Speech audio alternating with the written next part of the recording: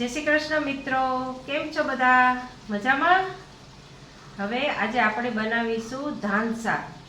ધાન શાક છે એક સિંધી આઈટમ છે જેમાં દાળ ને ભાત હોય છે, પણ દાળની અંદર વેજીટેબલ્સ હોય છે. એની અંદર આપણને મનગમતા વેજીટેબલ્સ નાખી શકીએ. દાખલા તરીકે બટેકું છે, રીંગણું છે, ફ્લાવર છે, અને દાળ હોય એટલે ટમેટા, મરચાં ને એ તો ખરું જ, પણ એને ડુંગળીથી વઘારી અને એનો એક સ્પેશિયલ મસાલો બનાવીએ છીએ કે ધાણા, જીરું, સૂકા મરચાં, લીમડો, ગરમ મસાલો જેમ કે મરી, લવિંગ અને તમાલપત્ર છે, તજ છે, આપણે એ બધું નાખી અને એનો મસાલો બનાવીએ.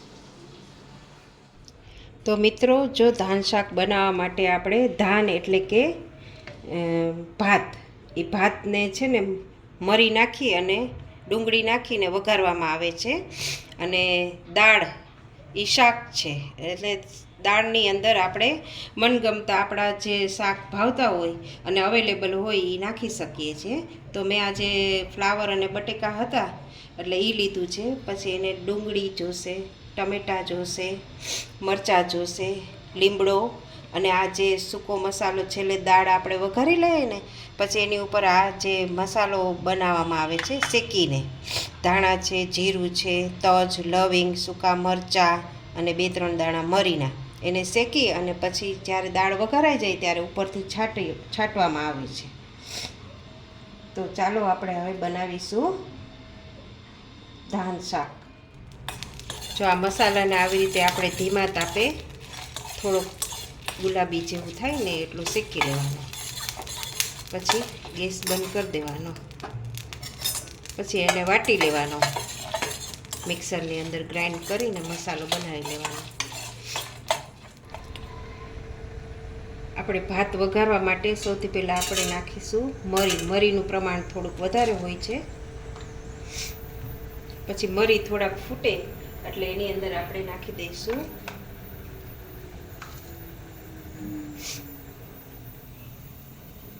ડુંગળી.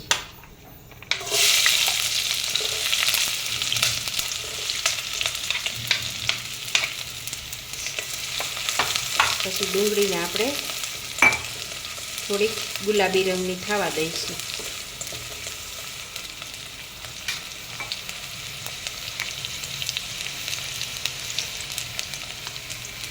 સ્વાદ મુજબ મીઠું નાખી દેવાનું એટલે ડુંગળી તરત ચડી જાય. ડુંગળી આપણી હવે આછો બદામી કલરની થઈ ગઈ છે, તો આપણે એની અંદર હવે નાખી દઈશું પાણી.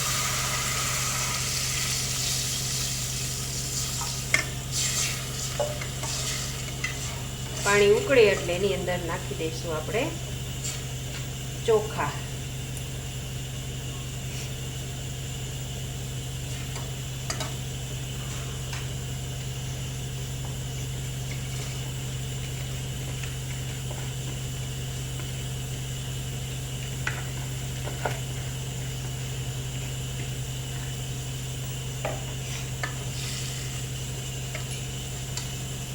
પછી આને આપણે ધીમા તાપે ચડવા દઈશું.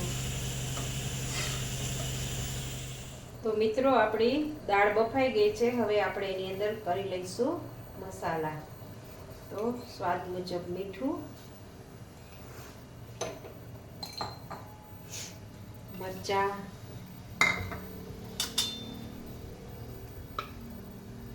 ટમેટા,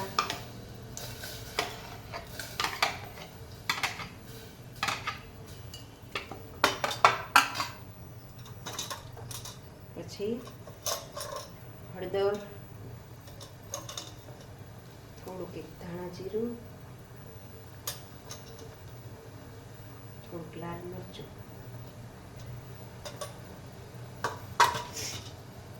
થોડાક એક ઉકળે ત્યારે એમાં ધાણા નાખી દઈએ, અને પછી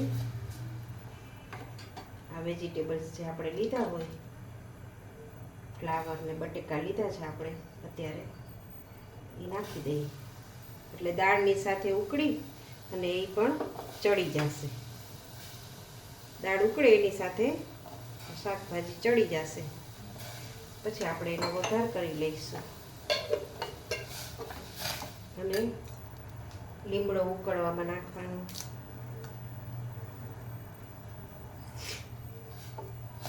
હવે આને આપણે ઉકળવા દઈશું, શાકભાજી ચડે નહીં ત્યાં સુધી.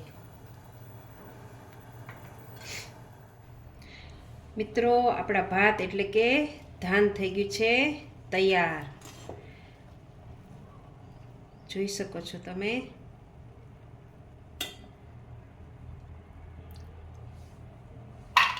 હવે આપણી આ દાળ અને શાકભાજી ચડી ગયા છે. હવે આપણે એનો વઘાર કરી લઈએ.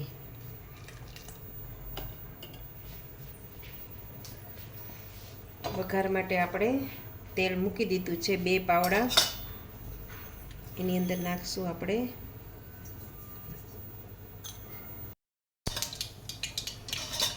હવે આપણે નાખશું જીરું. રાઈ તતડી જાય એટલે આપણે નાખવાનું જીરું. પછી 2-3 દાણા મરીના પણ નખાય, સરસ સુગંધ આવે. પછી સૂકા મરચાં,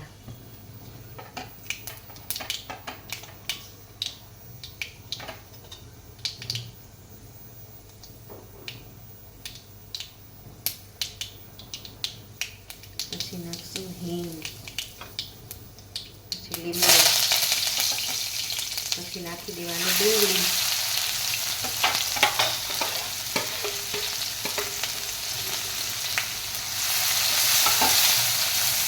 પછી ડુંગળી ગુલાબી રંગની થાય ને એટલે એની અંદર પછી આપણે જે દાળ બાફી હોય ને, શાક ને દાળ ને એ બધું એની અંદર નાખી દેવાનું.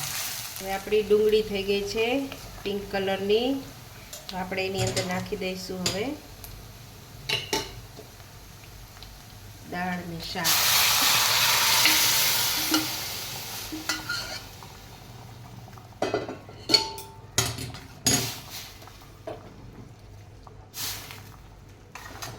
અને એની અંદર પછી ઉપરથી આપણે જે મસાલો શેક્યો હતો ને, ધાણા જીરું, એટલે ધાણા જીરું મરચાં અને આખો મસાલો હતો, એને આપણે ઉપરથી છાંટી દેવાનું.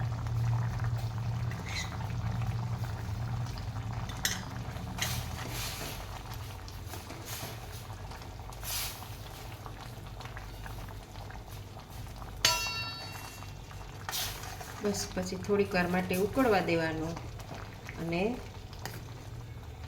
પછી ઉપરથી થોડુંક લીંબુ નીચવી લેવાનું છેલ્લે, એટલે ખટાશ થોડીક આવી જાય એટલે મજા આવે, તીખું ને ખાટું ને એમ.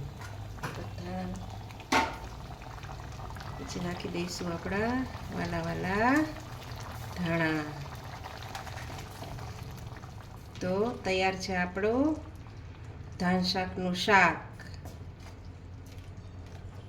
તો મિત્રો, આપણી આ દાળ છે એ ઉકળી ગઈ છે અને એકદમ સરસ સુગંધ આવી રહી છે. આપણે ઉપર મસાલો છાંટ્યો, પછી આપણે ધાણા છાંટ્યા, એની સાથે આપણે ફુદીનો પણ છાંટી શકીએ ઉપર, તો એની પણ બહુ સરસ ટેસ્ટ અને સુગંધ આવે છે. તો મિત્રો, તમે જરૂરથી બનાવજો આ, અને બનાવીને પછી મને કહેજો કે તમને કેવું લાગ્યું. યુટ્યુબમાં મને કમેન્ટ કરજો. તો મિત્રો, આપણી થાળી થઈ ગઈ છે તૈયાર. આ છે શાક, આ છે ધાન, અને સિંધી આઈટમ હોય એટલે આપણે પાપડ તો મૂકવો જ પડે. તો ચાલો જમવા બધા.